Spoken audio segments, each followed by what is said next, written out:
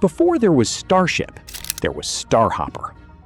Unveiled in early 2019, this little vehicle looked nothing like a rocket destined for Mars. It had no nose cone, no aerodynamic fairings, just a fat steel can sitting on legs with a single Raptor engine underneath. But Starhopper was never meant to go to Mars. It was meant to answer one fundamental question. Can SpaceX's brand new Raptor engine, the most powerful and efficient Methalox engine ever built, actually fly a vehicle and bring it back safely? 27th August 2019, it performed its final and most impressive test, a 150-meter altitude hop, gliding sideways before landing on an adjacent pad.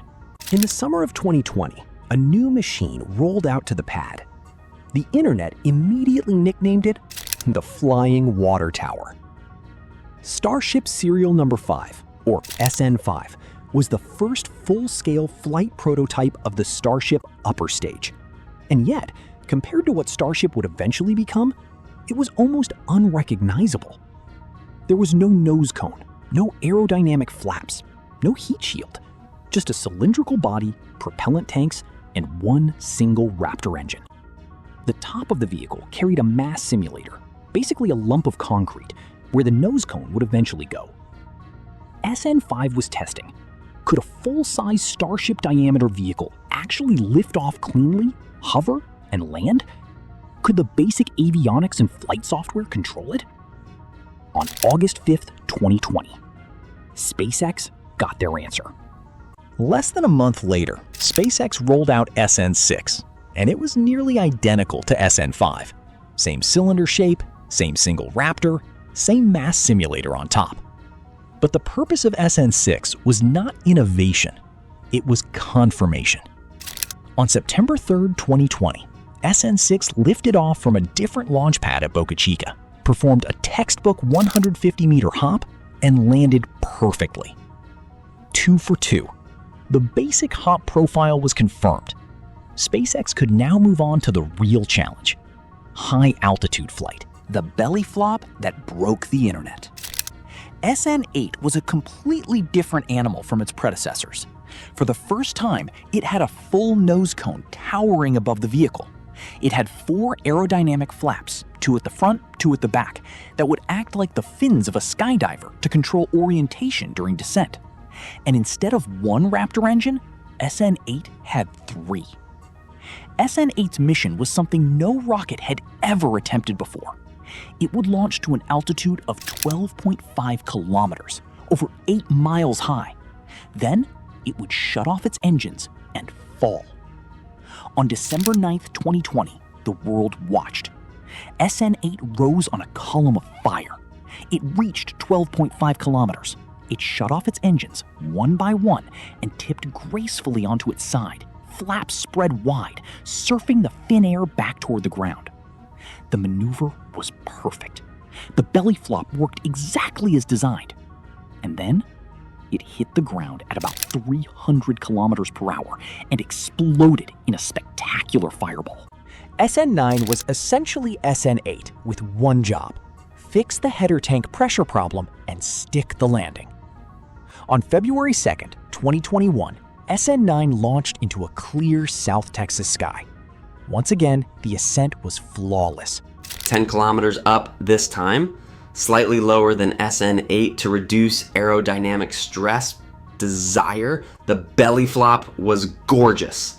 The engines relit, and then dread disaster. Again, this time it wasn't fuel pressure, it was engine ignition.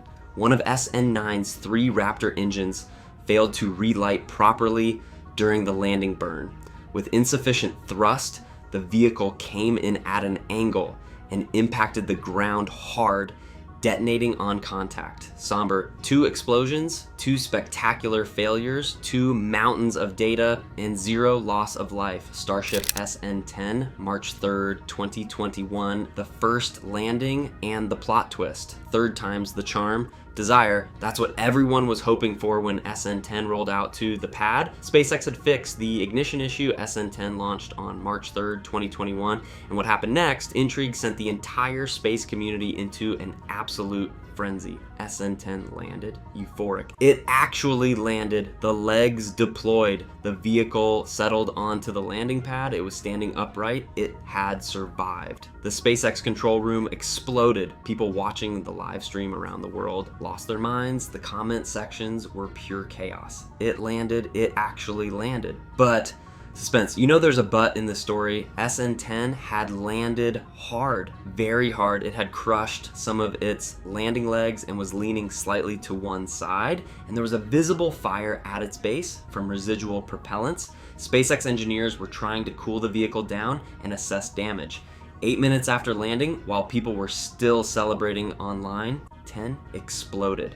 The invisible explosion. On March 30th, 2021, SpaceX launched SN11 into conditions that would have been described generously as not ideal for filming. SN11 vanished into the clouds almost immediately. Viewers watching from the beach could hear it, an enormous roar, but could barely see it. The SpaceX live stream went silent. SN11 had exploded during its descent. In the clouds, invisible to everyone watching.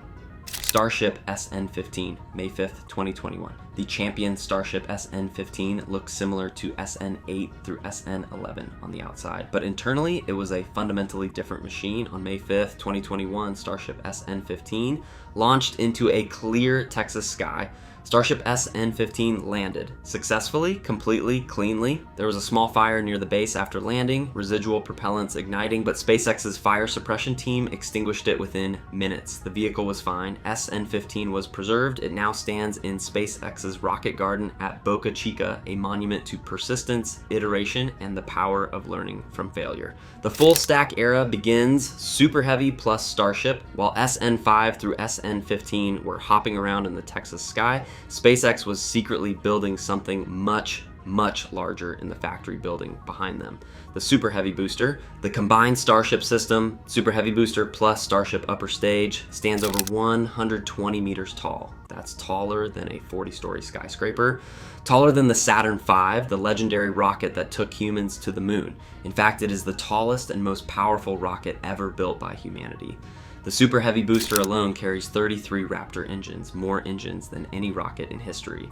When all 33 fire together, they produce approximately 74 meganewtons of thrust. That's roughly twice the thrust of the Saturn V. The goal of this combined system is not just to reach orbit, it's to reach orbit cheaply, repeatedly, and fully reusably. Both stages are designed to return to Earth after every flight. No parts thrown away, launch, land, refuel, launch again, like an airplane, like a true spaceship. To make this possible, SpaceX built an extraordinary piece of infrastructure alongside the rocket, the launch and catch tower. Yeah, some catch tower, nicknamed Mechazilla. Mechazilla is over 140 meters tall, with two massive robotic arms nicknamed chopsticks by the internet. These arms would eventually catch a returning rocket booster mid-air. It sounds impossible. SpaceX made it happen. Integrated Flight Test 1, April 20th, 2023. Rockets that shook Earth every single time. These are the rockets that will take humanity to the moon. 10 flights, years of explosions, setbacks, regulatory battles, and triumphs. And yet, when you step back and look at the arc of this program, from a stubby steel cylinder hopping 150 meters in the desert to a 120-meter rocket catching itself on robotic arms after returning from space, the progress is genuinely staggering. The next generation, called Block 3, is already completed and is going to launch on May 20th, 2026. It aims for fully orbital flights, real Starlink satellite deployments, on-orbit propellant transfer between two Starships, and eventually a crewed landing on the moon as part of NASA's Artemis program, and beyond that, Mars. Elon Musk has stated that SpaceX plans to send uncrewed Starships to Mars in 2026, the next window when Earth and Mars align for efficient trajectories.